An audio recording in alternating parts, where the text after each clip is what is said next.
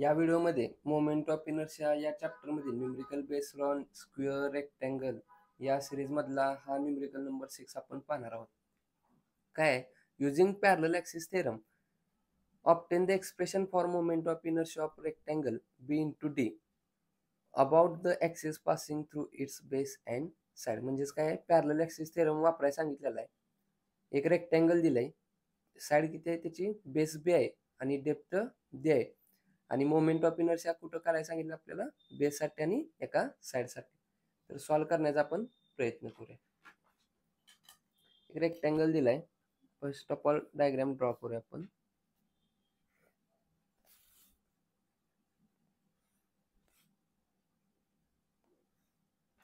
त्याची बेस बी दिलाय, depth D दिलाय, नाव दिलंय ए बी सी डी. आपल्याला कुठं फाइंड आउट करायला सांगितलंय, फर्स्ट ऑफ ऑल बेससाठी फाइंड आउट करूया. इथं मोमेंट ऑफ इनर्शिया आपल्याला फाइंड आउट करायला सांगितलंय. हा सेंट्रॉइड कसा असणार, याचा सेंटर, ह्याचा सेंटर, इथं काय असणार आपला सेंट्रॉइड असणार आहे. तर ट्राय करूया. पहिली केस बी साठी मोमेंट ऑफ इनर्शिया वापरूया. Moment of inertia about C D.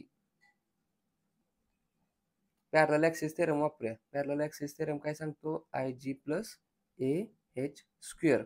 Okay, आता बेससाठी काढायचं. याला पॅरलल कोणता ॲक्सिस असणार, एक्स एक्स ॲक्सिस असणार आहे. या बेसला पॅरलल ॲक्सिस एक्स एक्स, म्हणून काय करणार आपण, इथं I x x plus area कसा असतो, तात्पुरता ए आहे ॲज इट इज लिहा. एच म्हणजे काय रे, हे ॲक्सिस पासूनचे हे डिस्टन्स. हे डिस्टन्स कसं आहे, उभं डिस्टन्स. उभं आपण कसं घेतो, वाय, वायचा स्क्वेअर. व्हॅल्यू पुट करूया. I x x, moment of inertia about x x कसा काढतो आपण, तर b D cube by 12, b D cube by 12 plus area कसा काढतो, बेस इंटू डेप्थ. वाय म्हणजे काय असणार, उभं डिस्टन्स. हे जर टोटल डी असेल तर हे हाफ डिस्टन्स किती असणार आहे, डी बाय 2, डी बाय 2 चा स्क्वेअर. सॉल्व करूया. B D cube divided by 12 plus B d, हे सॉल्व करूया. डी स्क्वेअर डिवायडेड बाय 2 चा स्क्वेअर किती होणार, 4. इंटू करूया इकडं, b D cube divided by 12 plus हा डी स्क्वेअर आणि हा डी किती झाला, डी क्यूब. म्हणजेच काय, b D cube divided by 4. Okay, आता इथं 12 आहे, इथं 4 आहे. याला सुद्धा 12 करून 12 आपण काय करूया, कॉमन बाहेर काढण्याचा प्रयत्न करूया. म्हणजेच काय होणार, याला 3 न इंटू करावं लागेल. जर याला 3 ने इंटू केलं तर याला पण काय करायला लागेल, 3 न इंटू करावं लागेल. म्हणजेच काय होणार, 12 आपला कॉमन होणार. ओके, दोन्हीतनं कॉमन 12 बाहेर काढला. हा b D cube as it is, b D cube plus याला 3 ने इंटू केलं तेव्हा 12 झालं. याला जर 3 ने इंटू केलं तर याला पण काय करावं लागेल, 3 न इंटू करावं लागेल. म्हणून 3 बी डी क्यूब. हा 3 बी डी क्यूब आणि हा 1 बी डी क्यूब. म्हणजेच किती झालं, 3 + 1 4 B D cube, 4 B D cube divided by 12. 4 3 जा 12, म्हणजे 12ला 4 ने भाग जातो किती, 3 टाइम्स. म्हणून काय होणार, B D cube divided by 3.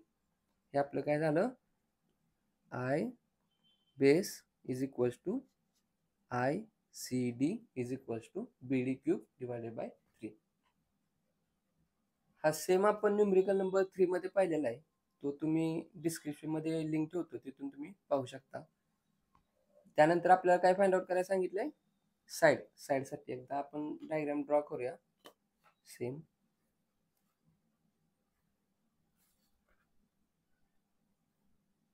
Case number 2. Case number 1 कुठे होती, बेससाठी होती. आता आपल्याला एका साईडला ड्रॉ करायला सांगायचं.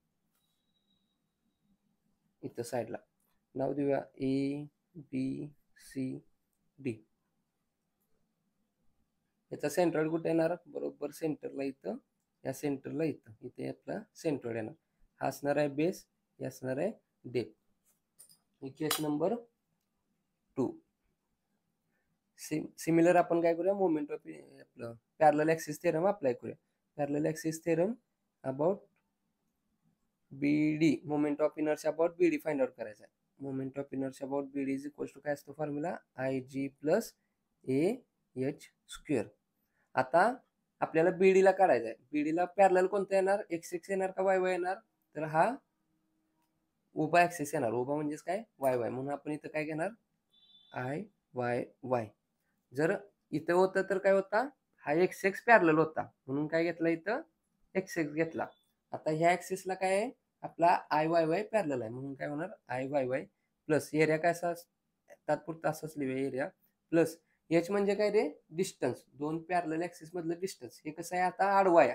आडवा आपण कसं घेतो? एक्स ने घेतो म्हणून एक्सचा स्क्वेअर. व्हॅल्यू पुट करूया. आय वाय वाय कसं आपण काढतो? इथं b D cube divided by 12 होतं. आता काय होणार? D B cube divided by 12. Reverse घ्यायचं. D B cube divided by 12 plus area कसा पण काढला तरी सेम येतो. बेस इंटू डी किंवा d into base into x कसं काढणार आपण?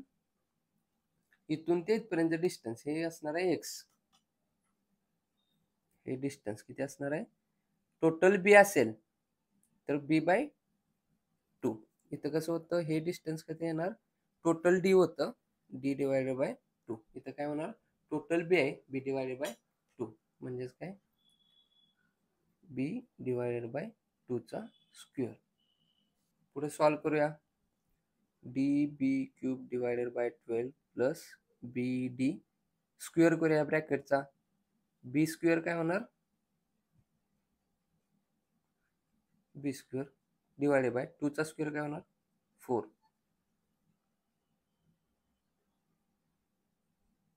ॲज इट इज लिहूया.